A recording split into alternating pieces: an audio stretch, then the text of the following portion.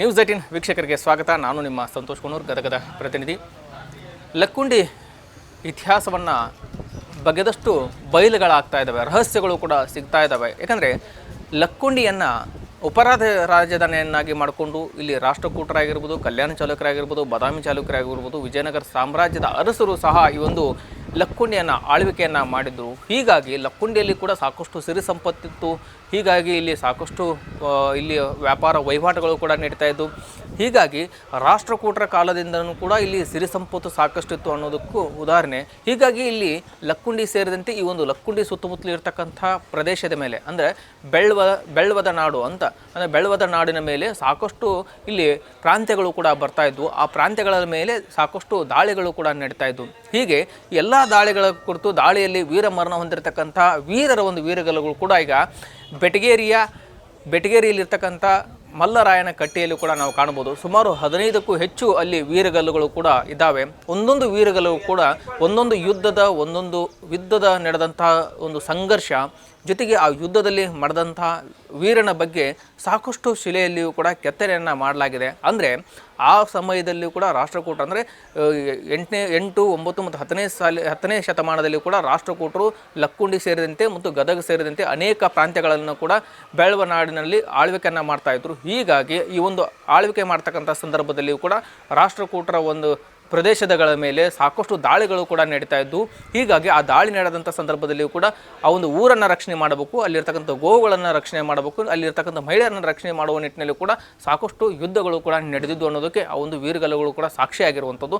ಹೀಗಾಗಿ ಆ ಒಂದು ವೀರಗಲ್ಲಿನಲ್ಲಿರ್ತಕ್ಕಂಥ ಒಂದಷ್ಟು ಶಿಲೆಗಳನ್ನು ನೋಡಿದಾಗ ಒಂದೊಂದು ಶಿಲೆಗಳು ಕೂಡ ಒಂದೊಂದು ವೀರರ ಬಗ್ಗೆ ಕಥೆಗಳನ್ನು ಹೇಳ್ಕೊಂಡು ಹೋಗ್ತಿದ್ದಾವೆ. ಅಷ್ಟೊಂದು ಅದ್ಭುತವಾದಂಥ ಒಂದೊಂದು ರಹಸ್ಯಗಳು ಕೂಡ ಇಲ್ಲಿ ಬಯಲಾಗ್ತಾ ಇರುವಂಥದ್ದು. ಅಂದರೆ ಒಬ್ಬ ಯೋಧ ಒಂದು ಗುಂಪನ್ನು ಕಟ್ಟಿಕೊಂಡು, ಅಂದರೆ ಒಂದಷ್ಟು ಸೈನಿಕರನ್ನು ಕಟ್ಟಿಕೊಂಡು ಬಂದಿರತಕ್ಕಂಥ ಶತ್ರುಗಳನ್ನು ಸಂಹಾರ ಮಾಡುವ ನಿಟ್ಟಿನಲ್ಲಿ ಕೂಡ ಆತ ಅವರನ್ನು ಹೆದರಿಸಿ ಓಡಿಸುವಂಥ ಕಾರ್ಯಕ್ಕೂ ಕೂಡ ಮುಂದಾಗ್ತಾರೆ. ಅಂದರೆ ಬರ್ಚಿಗಳಾಗಿರ್ಬೋದು, ಆಯುಧಗಳಾಗಿರ್ಬೋದು, ಖಡ್ಗ ಸೇರಿದಂತೆ ಅನೇಕ ಆಯುಧಗಳು ಹಿಡ್ಕೊಂಡು ಹೋರಾಟವನ್ನು ಮಾಡ್ತಾ ಇದ್ದಾರೆ. ಶತ್ರುಗಳು ಕೂಡ ಕುದುರೆ, ಒಂಟೆ, ಆನೆಗಳ ಮೂಲಕ ಬಂದು ಬಿಲ್ಲು ಬಾಣಗಳಿಂದ ಕೂಡ ಹೋರಾಟವನ್ನು ಮಾಡಿರೋ ಬಗ್ಗೆ ಅಲ್ಲಿ ಉಲ್ಲೇಖಗಳು ಇರತಕ್ಕಂಥದ್ದು. ಹೀಗಾಗಿ ಒಂದು ಯುದ್ಧದಲ್ಲಿ ಕೂಡ ಮಡದಂತಹ ಈ ದಂಡನಾಯಕರೇನಿದ್ದಾರೆ ಅಂಥವ್ರಿಗೂ ಕೂಡ ಅವರು ಮುಂದೆ ದೈವ ಮಾನವರು ಆಗ್ತಾ ಇದ್ರು ಅನ್ನೋದನ್ನು ಇಲ್ಲಿ ಒಂದು ವೀರಗಲ್ಲಿನಲ್ಲೂ ಕೂಡ ಉಲ್ಲೇಖ ಆಗಿರುವಂಥದ್ದು. ಅಂದರೆ ಭೂಲೋಕ, ಮಧ್ಯಲೋಕ ಮತ್ತು ದೈವಲೋಕ ಅನ್ನುವಂಥದ್ದು ಒಟ್ಟು 3 ಒಂದು ಲೋಕಗಳ ಬಗ್ಗೆ ಇಲ್ಲಿ ವಿಸ್ತಾರವಾದಂಥದ್ದು ಇಲ್ಲಿ ಶಿಲೆಯಲ್ಲೂ ಕೂಡ ನಾವು ಕಾಣ್ತಾ ಇರ್ಬೋದು. ಅಂದರೆ ಆ ಯೋಧ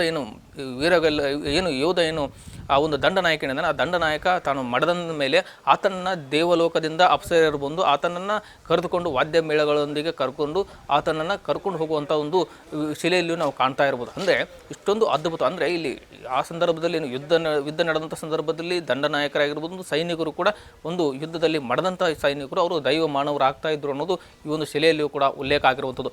ಇದರ ಬಗ್ಗೆ ಸಂಪೂರ್ಣವಾದ ಮಾಹಿತಿಯನ್ನು ಕೂಡ ನ್ಯೂಸ್ 18ಗೆ ಕೊಟ್ಟಿದ್ದಾರೆ. ಅದರಲ್ಲೂ ಕೂಡ ಸಂಶೋಧಕರಾಗಿರ್ತಕ್ಕಂಥ ಇತಿಹಾಸ ಸಂಶೋಧಕರು, ತಜ್ಞರಾಗಿರ್ತಕ್ಕಂಥ ಡಾಕ್ಟರ್ ಅಪ್ಪಣ್ಣ ಹಂಜೆ ಅವರು ಕೂಡ ಸಂಪೂರ್ಣವಾದ ಮಾಹಿತಿಯನ್ನು ಕೂಡ ಕೊಟ್ಟಿದ್ದಾರೆ. ಏನೆಲ್ಲ ಕೊಟ್ಟಿದ್ದಾರೆ ಅನ್ನೋದನ್ನ ಕೇಳ್ಕೊಂಬರೋಣ ಬನ್ನಿ. ಲಕ್ಕುಂಡಿಯಲ್ಲಿ ನಾವು ಒಂದು ರಾಷ್ಟ್ರಕೂಟರ ಕಾಲಾವಧಿಯ ವೀರಗಲ್ಲನ್ನು ಗಮನಿಸ್ತೀವಿ. ಅದು ತುರುಗೋಳ ಪ್ರಕಾರದ. ಅಂದ್ರೆ ಶತ್ರುಗಳು ಲಕ್ಕುಂಡಿಯ ಮೇಲೆ ಅಥವಾ ಲಕ್ಕುಂಡಿ ಪರಿಸರದ ಮೇಲೆ ತುರುಗಳನ್ನು, ಗೋವುಗಳನ್ನು ಕದಿಲಿಕ್ಕೆ ಬಂದಾಗ ಒಬ್ಬ ವೀರ ಅವರನ್ನು ಎದುರಿಸಿ ಆ ಯುದ್ಧದಲ್ಲಿ ವೀರ ಮರಣವನ್ನು ಪಡೆದ ನಂತರದಲ್ಲಿ ಅವನ ಹೆಸರಿನಲ್ಲಿ ನಿಲ್ಲಿಸಿರ್ತಕ್ಕಂಥ ವೀರಗಲ್ಲ. ಇಲ್ಲಿ ಇರ್ತಕ್ಕಂಥ ವೀರಗಲ್ಲುಗಳು ಸಾಮಾನ್ಯ ಯುದ್ಧದಲ್ಲಿ ಭಾಗಿಯಾಗಿ ಮಾಡಿದಂಥ ವೀರರ ಸ್ಮರಣಾರ್ಥಕವಾಗಿ ನಿಲ್ಲಿಸಿರ್ತಕ್ಕಂಥವು. ಜೊತೆಗೆ ಒಂದು ವೀರಗಲ್ಲ ಊರಳಿವು, ಅಂದ್ರೆ ಊರಿನ ಮೇಲೆ ಶತ್ರುಗಳು ದಾಳಿಯನ್ನು ಮಾಡಿದ ಸಂದರ್ಭದಲ್ಲಿ ಅವರನ್ನು ಎದುರಿಸಿ ಆ ಯುದ್ಧದಲ್ಲಿ ಗಾಯಗೊಂಡು ಮರಣ ಹೊಂದಿರತಕ್ಕಂಥ ವೀರನ ಪರೋಕ್ಷ ವಿನ್ಯಾರ್ಥಕವಾಗಿ ನಿಲ್ಲಿಸಿರ್ತಕ್ಕಂಥ ವೀರಗಲ್ಲನ್ನು. ಇಲ್ಲಿ ಸಾಮಾನ್ಯವಾಗಿ ಈ ಎಲ್ಲ ವೀರಗಲ್ಲುಗಳನ್ನು ತಾವು ಗಮನಿಸಿದ್ರೆ 3 ಪಟ್ಟಿಕೆಗಳನ್ನು ನೋಡ್ತೀವಿ ನಾವು. ಕೆಳಗಿನ ಪಟ್ಟಿಕೆ ಭೂಲೋಕ, ಮಧ್ಯದ ಪಟ್ಟಿಕೆ ಮಧ್ಯಲೋಕ, ಮೇಲಿನ ಪಟ್ಟಿಕೆ ದೇವಲೋಕ. ಇಲ್ಲಿ ಕೆಳಗಿನ ಪಟ್ಟಿಕೆಯಲ್ಲಿ ಯುದ್ಧದಲ್ಲಿ ತೊಡಗಿರ್ತಕ್ಕಂಥ ವೀರನ ಶಿಲ್ಪಗಳನ್ನು ತೋರಿಸ್ತಕ್ಕಂಥದ್ದು ಮತ್ತು ಅವನು ಈ ಬಹುಶಃ ಇವೆಲ್ಲ ವೀರಗಲ್ಲುಗಳಲ್ಲಿ ವೀರನ ಲಕ್ಷಣಗಳನ್ನು ನಾವು ಗಮನಿಸಿದ್ವಿ ಅಂದ್ರೆ ಇವರೆಲ್ಲ ದಂಡ ನಾಯಕರು ಆಗಿದ್ದಂತೆ ತೋರ್ತದ. ಅಂದ್ರೆ ಆ ರಾಷ್ಟ್ರಕೂಟರ ಕಾಲದ ಸೈನ್ಯದಲ್ಲಿ ಪ್ರಮುಖ ಸ್ಥಾನವನ್ನು ಪಡೆದುಕೊಂಡಂಥ ವ್ಯಕ್ತಿಗಳು. ಹಾಗಾಗಿ ಇಷ್ಟೊಂದು ದೊಡ್ಡ ಪ್ರಮಾಣದಲ್ಲಿ ವೀರಗಲ್ಲುಗಳನ್ನು ನಿಲ್ಲಿಸಲಿಕ್ಕೆ ಇದು ಹಿಂದೆ ಇರತಕ್ಕಂಥ ಕಾರಣ. ವೀಕ್ಷಕರು ಕೇಳಿದಲ್ಲ ಸಂಶೋಧಕರ ಮಾತನ್ನು. ಯಾಕಂದರೆ ಸವಿಸ್ತಾರವಾಗಿ ಇದೊಂದು ಏನು ಶಿಲೆಗಳೇನಿದ್ದಾವೆ ಇವೆಲ್ಲ ವೀರಗಲ್ಲೇನುಗಳಿದ್ದಾವೆ, ಇಲ್ಲಿ ಸಾಕಷ್ಟು ಉಲ್ಲೇಖಗಳಿದ್ದಾವೆ. ಅಂದರೆ ಊರು ಉಳಿವು ಅನ್ನುವಂಥದ್ದು ಒಂದು ಶಿಲೆ ಇದೆ. ಆ ಶಿಲೆಯಲ್ಲಿಯೂ ಕೂಡ ಊರಿನ ಮೇಲೆ ಸಂಪೂರ್ಣವಾಗಿ ದಾಳಿ ಮಾಡಿದಂಥ ಶತ್ರುಗಳೇನಿದ್ದಾರೆ ಆ ಶತ್ರುಗಳ ಜೊತೆಗೆ ಹೋರಾಡಿ ವೀರ ಮರಣ ಹೊಂದಿರತಕ್ಕಂಥ ಒಬ್ಬ ಯೋಧನ ಬಗ್ಗೆಯೂ ಕೂಡ ಅಲ್ಲಿ ಉಲ್ಲೇಖ ಆಗಿರುವಂಥದ್ದು. ಆತ ದಂಡನಾಯಕನಾಗಿ ಒಂದಿಷ್ಟು ಸೈನಿಕರನ್ನು ಕರ್ಕೊಂಡು ಆ ಒಂದು ಊರಿನ ಉಳಿವಿಗಾಗಿ ಹೋರಾಟ ಮಾಡೋದ್ರ ಬಗ್ಗೆ ಕೂಡ ಶಿಲೆಯಲ್ಲಿ ಕೆತ್ತನೆಯನ್ನು ಮಾಡಲಾಗಿದೆ. ಜೊತೆಗೆ ಅಲ್ಲಿ ಲಿಪಿಯಲ್ಲಿಯೂ ಕೂಡ ಉಲ್ಲೇಖವಾಗಿರುವಂಥದ್ದು. ಹೀಗಾಗಿ ಒಟ್ಟಾರೆ ಹೇಳ್ಬೇಕಂದ್ರೆ ಲಕ್ಕುಂಡಿ ಸೇರಿದಂತೆ ಬೆಟಗೇರಿ ಆಗಿರ್ಬೋದು, ಗದಗ ಆಗಿರ್ಬೋದು ಮತ್ತು ಡಂಬಳ ಸೇರಿದಂತೆ ಅನೇಕ ಈ ಒಂದು ಪ್ರಾಂತ್ಯಗಳಲ್ಲಿಯೂ ಕೂಡ ಸಾಕಷ್ಟು ದಾಳಿಗಳು ಕೂಡ ನಡೆದಿದ್ದಾವೆ. ಅಲ್ಲಿ ಸಾಕಷ್ಟು ಜನರು ಕೂಡ ವೀರಮರಣ ಹೊಂದಿದ್ದಾರೆ ಅನ್ನೋದಕ್ಕೆ ಈ ವೀರಗಲ್ಲುಗಳೇ ಸಾಕ್ಷಿ. ಹೀಗಾಗಿ ರಾಷ್ಟ್ರಕೂಟರ ಕಾಲದಲ್ಲಿಯೂ ಕೂಡ ಯುದ್ಧಗಳು ನಡೀತಾ ಇದ್ದು ಆ ಊರುಗಳನ್ನು ಉಳಿಸುವಳು ಕೂಡ ಸಾಕಷ್ಟು ವೀರರು ಕೂಡ ಹೋರಾಟವನ್ನು ಮಾಡ್ತಾಯಿದ್ದು. ಅಂದರೆ ರಾಷ್ಟ್ರಕೂಟರು 8ನೇ ಶತಮಾನದಿಂದ ಹಿಡಿದು 10ನೇ ಶತಮಾನದವರೆಗೆ ಇಲ್ಲಿ ಸುಮಾರು 2.5 ಶತಮಾನದವರೆಗೆ ಇಲ್ಲಿ ಆಳ್ವಿಕೆಯನ್ನು ಮಾಡಿ ಇಲ್ಲಿರ್ತಕ್ಕಂಥ ಸಂಪತ್ತು, ಸಿರಿ ಸಂಪತ್ತು, ಇಲ್ಲಿ ದೇವಾಲಯಗಳ ರಕ್ಷಣೆ, ಹೀಗೆ ಅನೇಕ ಕಾರ್ಯಗಳನ್ನು ಕೂಡ ರಾಷ್ಟ್ರಕೂಟರು ಕೂಡ ಮಾಡ್ಕೊಂಡು ಬರ್ತಾ ಇದ್ರು.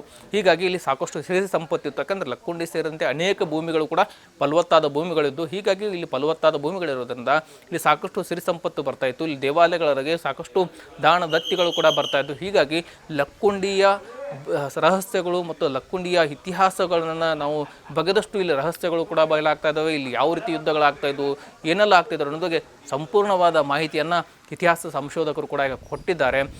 ನೋಡಿದ್ರಲ್ಲ ಯಾವ ರೀತಿಯಾಗಿ ಲಕ್ಕುಂಡಿಯ ಇತಿಹಾಸವನ್ನು ಕೆಣಕುಂತ ಹೋದಂತೂ ಸಾಕಷ್ಟು ಇತಿಹಾಸದ ಬಗ್ಗೆ, ಇಲ್ಲಿ ಇರ್ತಕ್ಕಂಥ ಯುದ್ಧಗಳ ಬಗ್ಗೆ ಸಾಕಷ್ಟು ಮಾಹಿತಿಯನ್ನು ಕೂಡ ಈಗ ನಿಮಗೆ ಕೊಟ್ಟಿದ್ದೇನೆ. ಈ ವಿಡಿಯೋ ನಿಮಗೆ ಲೈಕ್ ಮಾಡಿ, ಕಮೆಂಟ್ಸ್ ಮಾಡಿ, ಶೇರ್ ಮಾಡಿ. ನಿರ್ಭೀತ, ನಿಷ್ಪಕ್ಷಪಾತ, ವಿಶ್ವಾಸಾರ್ಹ ಸುದ್ದಿಗಳಿಗೆ ಹೆಸರಾಗಿರುವ ನ್ಯೂಸ್ 18 ಕನ್ನಡ ಈಗ ಆಪ್ನಲ್ಲೂ ಲಭ್ಯವಿದೆ. ದಯವಿಟ್ಟು ಇಲ್ಲಿರುವ QR ಕೋಡ್ನ ಸ್ಕ್ಯಾನ್ ಮಾಡಿಕೊಂಡು ಆಪ್ ಡೌನ್ಲೋಡ್ ಮಾಡೋದಕ್ಕೆ ಮರಿಬೇಡಿ. ನಿಮ್ಮ ಬೆಂಬಲ ಹೀಗೆ ಸದಾ ನಮ್ಮೊಂದಿಗಿರಲಿ. ಧನ್ಯವಾದ.